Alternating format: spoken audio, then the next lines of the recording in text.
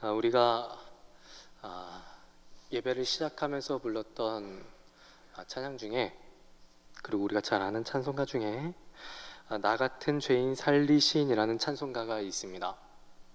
이 찬송가는 영어로 Amazing Grace라고 하는데, 이 찬송가는 존 뉴턴이라는 목사님에 의해서 작곡이 되었습니다.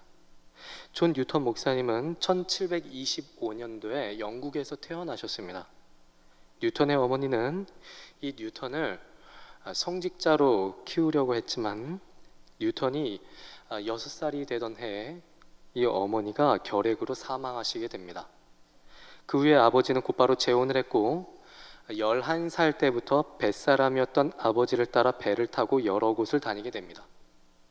특히 뉴턴은 아버지와 함께 노예선에서 일을 했는데, 어렸을 때부터 흑인을 잡아온 노예선에서 일을 했던 영향으로 뉴턴은 상당히 거칠게 자라나게 됩니다.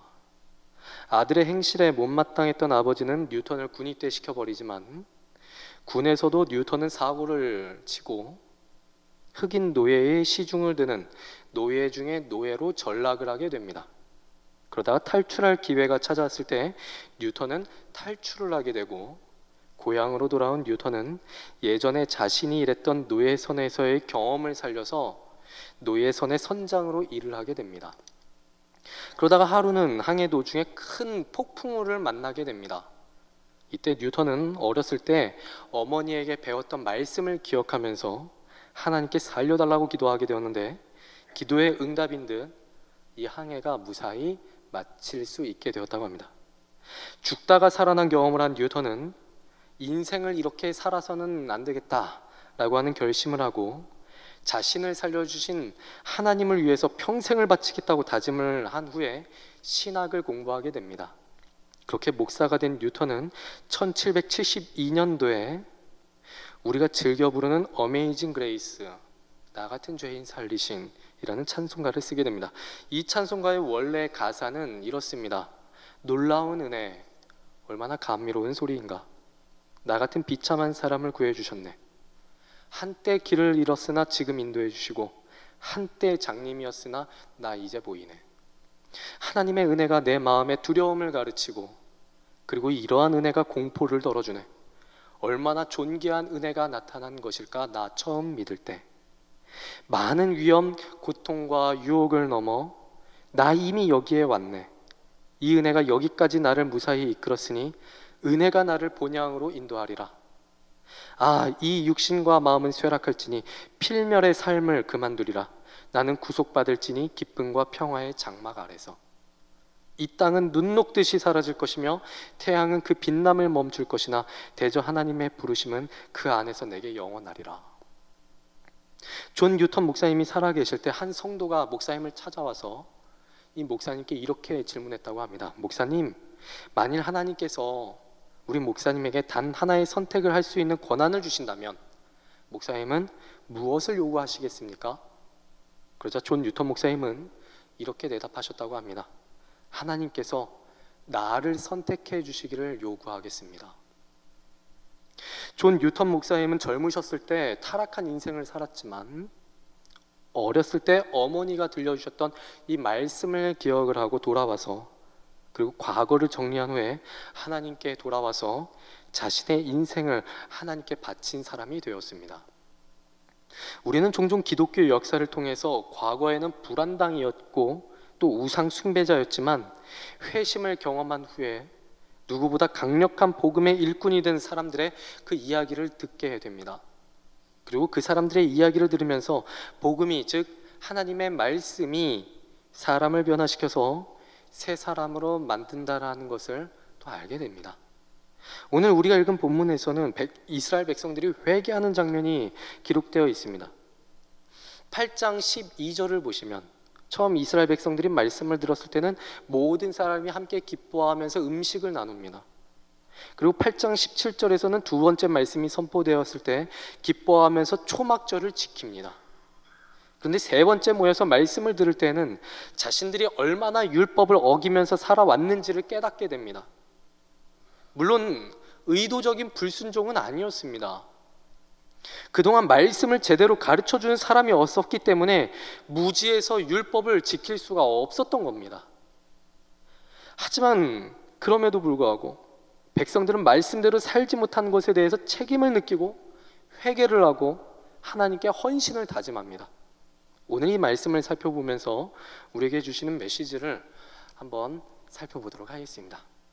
오늘 나눌 첫 번째 메시지는 공동체의 회개입니다.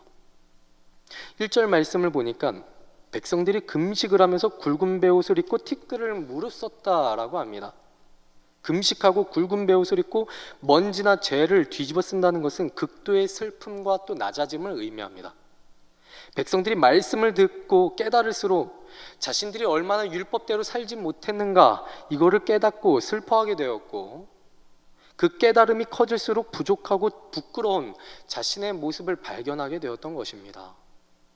그리고 자신들을 타락하게 만들었던 이방 사람들과 절교를 하고 자신의 죄뿐만 아니라 조상들의 죄까지도 함께 자복합니다. 어떻게 보면 조상들의 죄는 회개할 필요가 없어 보입니다. 왜냐하면 조상들은 다 죽었거든요.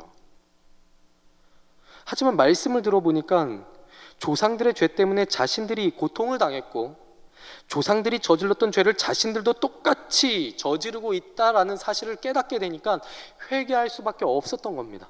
즉 예나 지금이나 자신들이 대책 없는 사람들이라는 것을 깨달았던 것이죠. 이스라엘 사람들은 말씀을 듣고 자신들이 죄인이라는 것을 알았습니다. 그래서 스스로 모였고 죄를 스스로 고백할 수 있었습니다. 우리는 습관적으로 하나님 저는 죄인입니다 라고 고백을 합니다. 그렇지 않습니까? 그런데 진짜 죄인임을 인정하십니까? 우리가 성경을 보면서 이스라엘 사람들 욕 참 많이 합니다. 삼손과 같이 타락한 하나님의 종을 또 그 욕을 하고, 또 제가 새벽마다 사무엘하 말씀을 전하면서 다윗의 부패했던 모습, 타락했던 모습들을 말씀을 드리는데 이 모습을 보면서 우리는 또 분노하기도 합니다. 어떻게 하나님의 은혜를 충만하게 받았던 다윗 왕이 이런 행동을 하는가? 또 나머지 이스라엘 왕들을 욕합니다. 그런데 우리들은 따지고 보면 이 사람들보다 더하면 더했지 덜하지 않은 사람들입니다. 이스라엘 사람들은 하나님보다 쾌락을 더 사랑했습니다. 돈을 더 사랑했고 자신의 이익과 성공을 위해서라면 얼마든지 세상 사람들의 가치관과 생활 방식을 똑같이 따라할 수도 있었던 사람들입니다. 그런데 이 사람들의 생각이 그때만 있었던 생각들일까요? 우리는 그렇지 않다고 생각하실 수 있으십니까? 이스라엘 사람들은 가나안 땅에서 농사 지으면서 비가 내리기를 원하는 마음으로 그 우상을 섬겼습니다. 이것과 동일하게 현 시대의 사람들은 자신의 그 사업 성공과 더 많은 돈을 벌기 위해서 이중장부를 쓰거나 횡령을 하기도 합니다. 자신의 자녀들을 더 좋은 직장과 더 나은 학교에 입학시키기 위해서 법을 어기는 것은 이제는 좀 애교 수준이 되어버렸습니다. 우리 신자들은 어떨까요?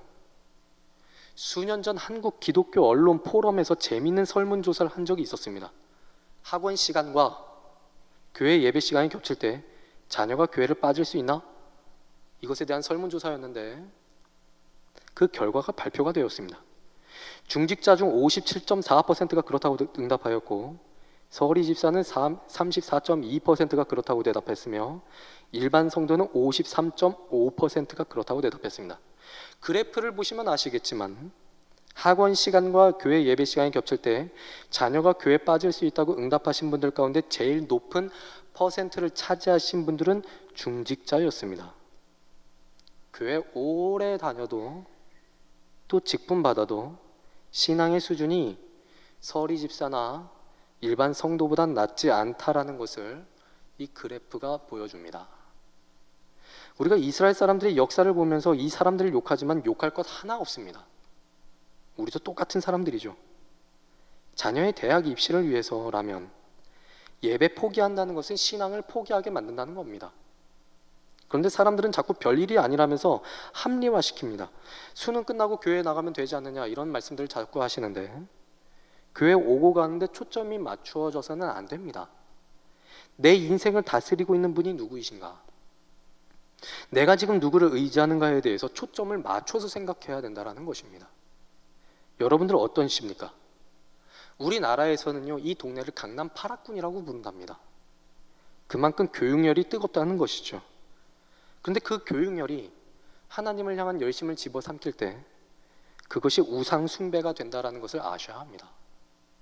내 자식의 성공을 위해서 예배를 포기한다는 것은 내 자식의 성공을 위해서라면 하나님도 잊을 수 있다는 말입니다. 이것이 우상 숭배와 다를 바가 무엇이 있겠습니까? 이스라엘은 비를 위해서 우상 숭배를 했습니다. 농경사회에서 기우제를 지내는데 이 과정이 성적으로 좀 더럽습니다. 바알과 아세라를 성적으로 흥분시켜서 두 신의 분비물이 땅에 떨어지는 것이 비라고 생각을 했고, 두 신을 흥분시키기 위해서는 인간이 포르노 배우 역할을 해야 한다고 생각을 했습니다. 그래서 기우제에는 항상 창녀들이 있었고, 기우제에서 공식적인 순서로 창녀들과 관계를 맺는 순서도 있었습니다. 우리 교회 근처에 술집이 4-5군데가 됩니다. 밤이 되면 입장객들을 관리하는 임시 천막들이 세워지고 있고요. 술집 앞 도로에는 외제차들이 즐비하게 늘어섭니다. 그리고 그 외제차에서는 연예인 뺨치는 젊은 아가씨들이 헐벗은 옷차림으로, 요즘같이 추워져가는 날씨 속에서도 헐벗은 옷차림으로 술집으로 들어가고 남자들이 따라서 들어갑니다. 요즘은 많이 없어졌다고 말들은 하지만 회사에는 접대 문화가 있습니다. 외국에서 손님이 오거나 또는 회사의 중요한 업무를 추진할 때 바이어들을 술집으로 데려가서 술을 마시고 소위 말하는 2차를 갖습니다. 중요한 계약이 있고 계약만 하면 100억 이상의 돈을 벌 수가 있는데 바이어의 기분을 위해서 성매매를 시켜줘야 한다면 여러분들은 어떻게 하시겠습니까? 하룻밤 사이에 중요한 계약이 왔다 갔다 하는데 깨끗하고 정정당당하게 거래하면 계약이 불투명하지만 이 사람의 마음만 잡는다면 계약은 따놓은 당상이라고 한다면 여러분들은 어떠한 선택을 하시겠냐 이 말입니다. 제 장인 어른은 언론인이십니다. 지금은 육아 전문 주간지 대표이사이신데 한때는 어느 대형 신문사의 편집국장이기도 하셨고 앵커도 하셨었습니다. 장인 어른께서 저에게 종종 하시는 이야기가 있으십니다. 그동안 깨끗하지 않은 방법으로 돈을 벌려면 얼마든지 벌 수 있으셨다는 겁니다.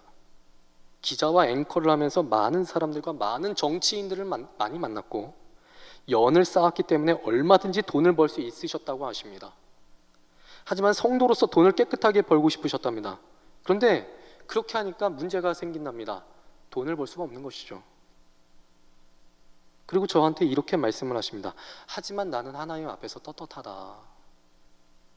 저에게 이런 말씀을 종종 하시면서 자칫하면 돈을 탐할 수 있는 사위 목사인 저에게 돈에 욕심 가지지 말라고 당부하십니다. 전 여러분들이 성경에서 이스라엘 역사를 주의 깊게 보셨으면 좋겠습니다. 과거는 현재를 비추는 거울이라는 말이 있는데 이스라엘 사람들의 역사를 보고 이 사람들의 실패했던 이야기를 찾아보시면서 적용점들을 발견해 나가셨으면 좋겠습니다. 이스라엘 사람들은 자신의 성공과 안전한 삶을 위해서라면 언제든지 하나님의 말씀을 어길 수가 있었던 사람들이었습니다. 물론 그 중에 가뭄에 콩나듯이 하나님의 말씀을 따라서 살았던 사람들도 있었지만 그 사람들은 소수였고 절대적 다수는 하나님과 우상을 동시에 섬겼습니다. 우리는 하나님의 은혜 없으면 이스라엘이 했던 행동을 똑같이 저지를 수 있는 사람들입니다. 그리고 어쩌면 이미 똑같이 행동하고 있을지도 모르겠습니다. 우리는 얼마나 우리의 상태에 대해서 깨닫고 있습니까? 은혜가 없으면 죄를 지을 수밖에 없는 현실에 대해서 얼마나 처참한 마음을 가지고 계십니까? 또 이 예배당에 나올 때 하나님 앞에서 용서함을 받아야 하는 죄인이라는 그 사실을 얼마나 깨달으며 나오고 있습니까? 오늘 이 말씀을 우리가 읽었는데 이 말씀을 읽고 나서 우리 안에 이런 마음이 있었으면 좋겠습니다.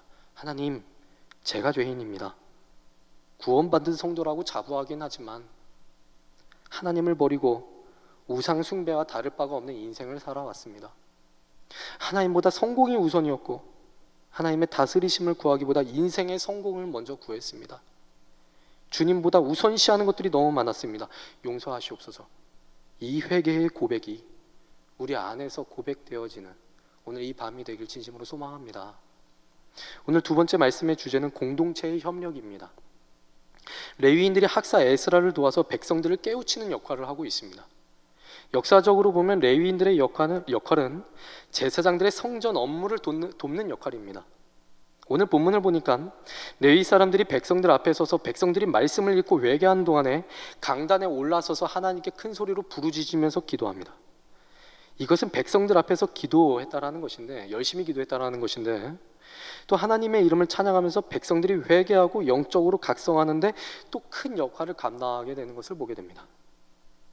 이전에 레위 사람들은 느헤미야의 성벽 재건 과정에서 백성의 지도자로서 활약을 한 적이 있었습니다.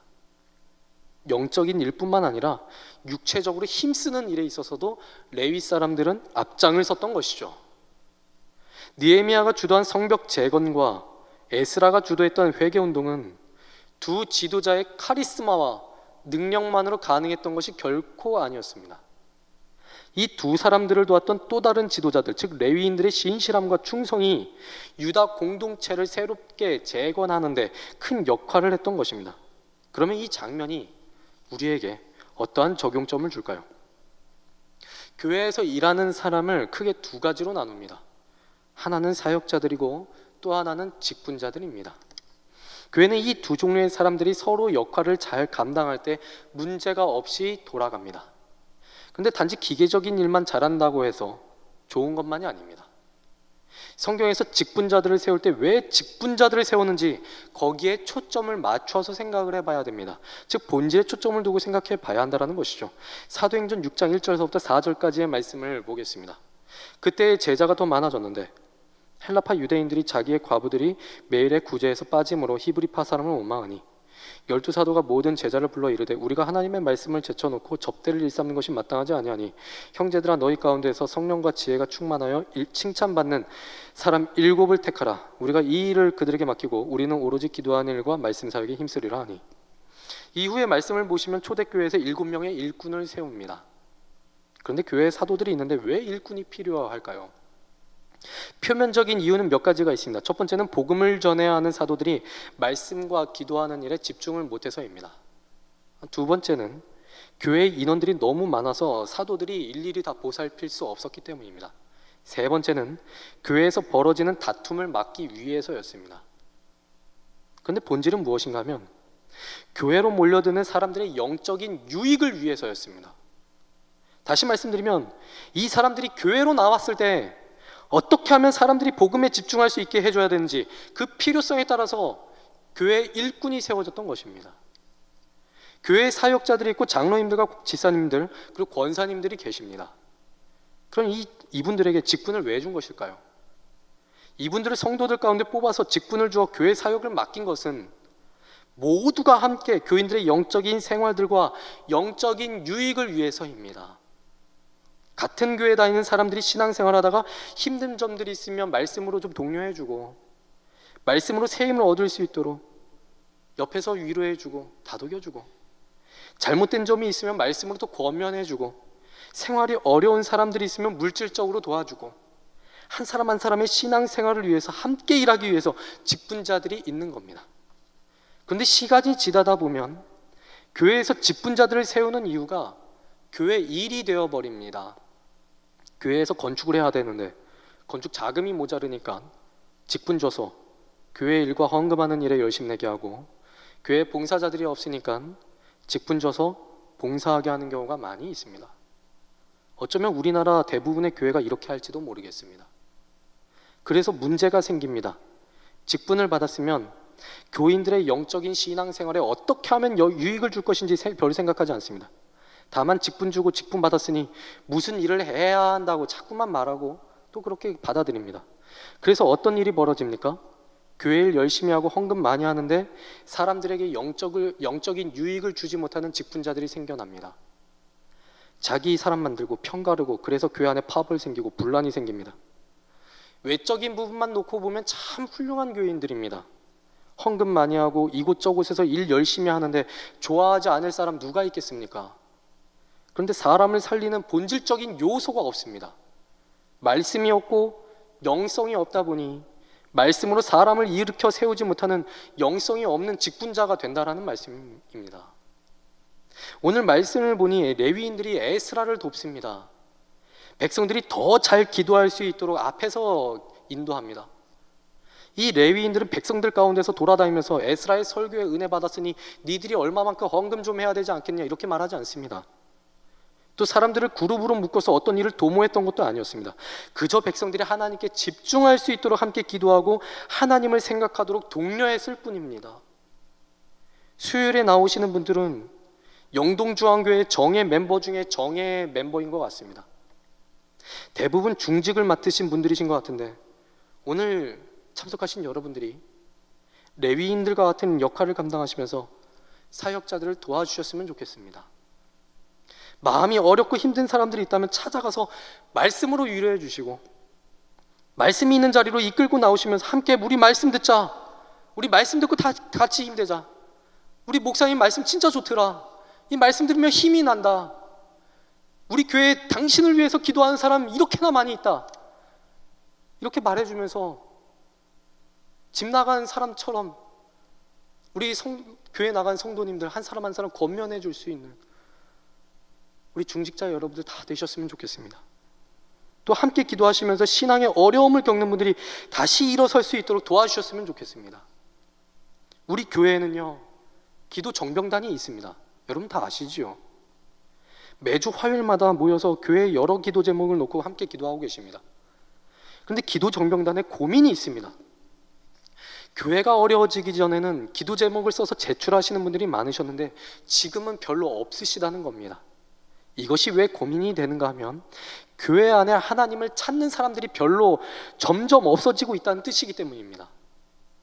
예전에는 무슨 일만 있으면 기도해달라고 종이에 적어서 기도함에 넣었지만 지금은 거의 없다는 말씀을 들었을 때 위기가 왔구나 라는 생각이 들었습니다. 기도 제목을 받으면 기도할 사람들은 준비가 되어 있는데 기도 제목을 적는 사람은 점점 없어지고 있다고 합니다. 우리 기도 정병단이 여러분들의 기도를 돕기 위해서 애타는 마음으로 기도 제목을 기다리고 있습니다. 긴급 기도 제목, 일반 기도 제목 등등 종류별로 나눠서 기도하고 계신데 우리 교회가 기도 정병단처럼 서로를 위해서 기도해 줄 수 있는 그러한 성도님들이 더욱 많아졌으면 좋겠습니다. 또 무슨 일만 있으면 하나님을 찾는 신앙인들이 많아졌으면 좋겠습니다. 그래서 신앙생활하다가 지치고 시험에 든 많은 사람들을 다시 일으켜서 그리스도를 위해서 다시 한번 헌신하게 만들 수 있는 바나바와 같은 능력자들이 가득한 이 영동중앙교회 되길 진심으로 소망합니다. 오늘 말씀의 세 번째 주제는 공동체의 하나님 인식입니다. 회개 집회에 참석한 백성들은 죄를 고백하자마자 제일 먼저 하나님의 이름을 높입니다. 백성들은 하나님만이 이 세상의 참된 신이심을 고백을 하고 있는데 6절의 말씀은 오직 하나님만이 참 신이시며 그 어디에도 하나님과 견줄 신이 없다는 것을 표현하는 말씀입니다. 회개하는 백성들이 자신의 죄를 고백하면서 하나님만이 참 신이심을 고백을 하는데 나라가 망할 때까지 이스라엘 백성들은 하나님과 우상을 겸하여 섬겼습니다. 1975년 여름에 고고학자 제에본 메슈엘이라는 학자가 시나이 반도 사막의 동쪽에 있는 쿤틸렛 아주르 지역을 발굴하면서 당시의 종교 생활을 이해할 수 있는 유물을 하나 발굴하게 됩니다. 이 고고학자가 발굴한 유물 중에는 기원전 8세기에 큰 항아리가 있었는데 그 항아리에는 고대 히브리어로 사마리아의 여호와와 그의 아세라라고 하는 글씨가 써져 있습니다. 제가 아까도 바알에 대해서 말씀을 드렸었는데 이스라엘은 그 우상 숭배에 있어서 조금 독특한 모습을 보여왔습니다. 하나님을 섬기기도 하면서 바알을 섬기기도 했고 바알을 하나님이라고 생각해서 하나님처럼 섬기기도 했던 것입니다. 그리고 하나님을 남신이라고 생각해서 여신도 있을 것이라고 생각을 했고 하나님의 아내를 아세라라고 생각을 했던 것입니다. 사마리아의 여호와와 그의 아세라를 위하여라고 쓰인 고대 히브리어 글씨 밑을 보면 저게 소입니다. 소. 근데 앞에 보시면 큰 소 형상의 그림이 있어요. 이 큰 소 형상은 하나님을 뜻합니다. 그리고 바로 뒤에 있는 작은 소의 형상, 작은 소의 형상은 하나님의 배우자로 섬겼던 아세라를 그린 것입니다. 그렇다면 왜 사람들은 하나님과 아세라를 황소로 묘사를 한 것일까요? 이스라엘이 이집트에서 탈출할 때 모세가 하나님을 만나기 위해서 시내산에 올라갑니다. 40일 동안에 있는 동안에 백성들은 모세가 보이지 않자 리더를 잃은 것은 아닌지 불안에 떱니다.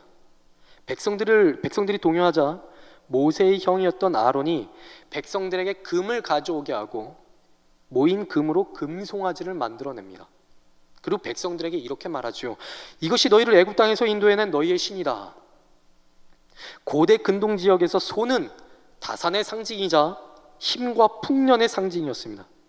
그래서 사람들은 소의 형상으로 만든 우상을 보면서 다산을 기원을 했고 풍년을 기원했습니다. 이러한 문화가 이스라엘에 계속해서 내려왔는데, 제가 방금 전에 띄워드린 그 사진에서도 볼 수 있듯이 이스라엘이 침략을 받아 망할 때까지 우상 숭배가 계속해서 내려오게 됩니다. 우리가 성경을 보면서 이해가 잘 되지 않는 것이 있습니다.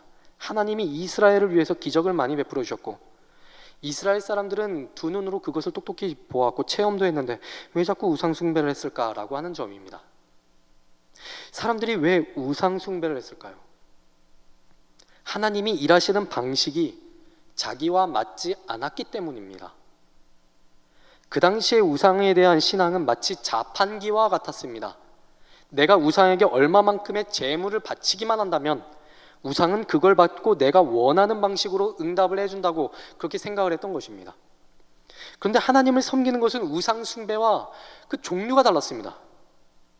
하나님은 사람의 기도에 귀를 기울이시는 분이시긴 하지만 언제나 사람이 원하는 방식으로 응답해 주시는 분이 아니셨던 것입니다. 사람의 기도와 바람이 하나님이 원하시는 방향과 일치할 때 하나님은 응답해 주셨고 사람이 하나님의 뜻에 맞춰서 살기를 바라셨던 것이죠. 하지만 우상과 하나님 사이에서 사람들은 우상 숭배가 더 매력적으로 보였던 것 같습니다. 내가 재물을 가지고 제사하기만 하면 내가 원하는 방식으로 응답이 온다고 하니 하나님을 섬기는 것보다 훨씬 더 매력적으로 보였을 겁니다. 그래서 나라가 망할 때까지 이스라엘은 우상 숭배를 포기하지 않았습니다. 그렇게 나라가 망하고 바벨론의 포로로 잡혀갔다가 70년 만에 돌아온 사람들이 이제야 에스라의 말씀을 듣고 회개를 합니다. 하나님은 온 세상을 지으신 분이십니다. 하늘에 있는 모든 것을 지으셨고 땅에 있는 모든 것을 지으셨고 바다에 있는 모든 것을 지으신 분이십니다. 6절에서 백성들이 고백한 내용을 보면 하늘이 먼저 나오고 그 다음에 땅이 나오고 마지막으로 바다가 나옵니다. 백성들은 하늘과 땅과 바다의 순서대로 하나님의 위대하심을 고백하면서 온 우주와 그 안에 있는 모든 것들이 하나님에 의해서 창조되었다라는 것을 고백합니다. 지금까지는 자신의 필요에 의해서 우상을 섬겼다면 이제는 천지를 만드시고 인간의 생사화복을 주관하시는 하나님을 전적으로 신뢰한다는 그 표현을 드디어 드린 것입니다. 이 말씀이 우리에게 주시는 적용점이 무엇일까요? 우리가 이스라엘의 역사를 보면서 이스라엘 사람들이 했던 우상 숭배를 욕하지만 우리는 우상 숭배했던 이스라엘 사람들과 별반 다를 바가 없는 사람들입니다. 제가 조금 전에도 말씀을 드렸듯이 이스라엘 사람들은 풍요를 위해서 우상을 섬겼습니다. 또 자녀의 성공과 가정의 평안을 위해서 우상을 섬겼습니다. 우상 숭배가 무엇일까요? 하나님이 만드신 것을 하나님보다 더 사랑하며 그것에게 자신의 욕망을 투영시켜버리는 것입니다. 그럼 우리는 우상 숭배하지 않는다고 당당히 말할 수 있을까요? 이제 얼마 안 있어서 수능이 치러집니다. 수험생 부모님들의 최대 소원은 내 자식이 원하는 대학에 가는 것이죠. 그건 좋은데 왜 교회 안 보내실까요? 자녀가 주일에 하나님을 예배하는 것보다 차라리 공부해야겠다고 그런 말을 한다면 그래 수능 끝나고 교회 다녀라 이런 말씀을 하실 게 아니라 두들겨 패서라도 교회 보내셔야 됩니다. 지금부터 하나님보다 대학이 더 소중하고 하나님 예배하는 것보다 공부하는 것이 더 소중하다고 여기는 인생이 과연 나중에 하나님을 제대로 예배하는 인생 될 수 있을까요? 여러분은 여러분들을 먹이고 입히는 것은 과연 무엇이라고 생각을 하십니까? 돈이라고 생각하십니까? 아니면 건물이나 부동산이라고 생각을 하십니까? 내 자녀가 성공하려면 무엇이 필요하다고 생각을 하십니까? 제일 먼저 떠오르는 것이 스펙 아닙니까? 좋은 대학, 좋은 직장, 좋은 성적이 먼저 떠오르지 않으십니까? 내 가정의 평안을 지키는 것은 무엇이라고 생각을 하십니까? 내 직장의 성공 여부, 직장 생활의 성공 여부는 무엇에 달려있다고 생각을 하십니까? 우리가 하나님을 섬긴다고 말은 화려하게 하지만 질문 몇 마디에 우리가 가진 신앙의 실체가 드러납니다. 사실 우리는 하나님이 만드신 세상 속에서 살아가고 있지만 하나님보다 세상이 추구하는 방식과 돈을 하나님보다 더 우선시하고 있을지도 모르겠습니다. 지금 우리나라가 보수와 진보로 나누어져서 서로 죽일 듯이 싸우고 있습니다. 한쪽은 광화문에서, 한쪽은 서초동과 여의도에서 끝장을 낼 듯이 싸우고 있습니다. 보수는 우리나라가 빨갱이 나라가 되지 않게 해달라며 데모하고, 진보에서는 사법기관의 개혁을 부르짖으며 정의로운 나라가 되어야 한다고 데모를 하고 있습니다. 양쪽의 주장 가운데에서 우리가 한번 생각해 봐야 되는 점이 있습니다. 우리나라의 인구가 2019년 기준으로 5,170만 명입니다. 이 중에 기독교인들이 약 800만 명 정도 됩니다. 대략적으로 우리나라 사람 중에 6명 중에 1명이 기독교인이라는 말이 되지요. 정치인들과 법조인들 중에 우리 기독교인들도 있을 텐데, 우리 기독교인들이 말씀대로 제대로 살았다면 지금 이 나라가 공산주의를 걱정하고 사법 정의를 부르짖어야 하는 나라가 되었을까요? 1945년 우리나라가 광복을 맞이하고 53년에 전쟁이 끝나서 국토가 재건이 되었을 때 우리 기독교인들이 사회 각 요소에서 제대로 하나님을 섬기면서 신앙을 최우선으로 살았더라면 과연 오늘날과 같은 혼란이 생겼을까요? 우리와 우리의 신앙의 선배들이 하나님을 믿는다고 말은 하지만 쾌락을 더 사랑하고 돈을 더 사랑하고 명예를 더 사랑하고 뇌물 받기를 즐겨하고 권력과 나와 내 자식의 성공을 위해서 수단과 방법을 가리지 않고 하나님을 찾는 것은 내 생활이 안정될 때만 찾고 내 할 일이 다 끝났을 때야 그때서야만 하나님을 찾으려 하고 있으니, 그런 사람이 1명, 2명이 쌓이고 역사가 지남에 따라서 수백만 명이 쌓여서 사회의 혼란이 지금 이렇게 극심하게 된 겁니다. 현대 시대 속에서 누구 욕할 것 하나 없습니다. 우리나라 영화 중에 친절한 금자씨라는 영화가 있는데, 이 영화의 주인공인 이영애 씨가 교도소에서 나오면서 자신을 마중 나온 교인들과 목사에게 성령 충만한 것 같은 멘트를 날립니다. 너나 잘하세요. 자신이 보수라고 생각하든 진보라고 생각하든 나와 내 조상이 하나님을 더 사랑하여 하나님 앞에서 죄를 지었기 때문에 우리나라에 이런 혼란이 생겼다라는 것을 우리가 생각해야 합니다. 그리고 우리 기독교인들이 회개해야 됩니다. 하나님이 내 인생을 이끄십니다. 돈이 내 인생을 좌우하지 않습니다.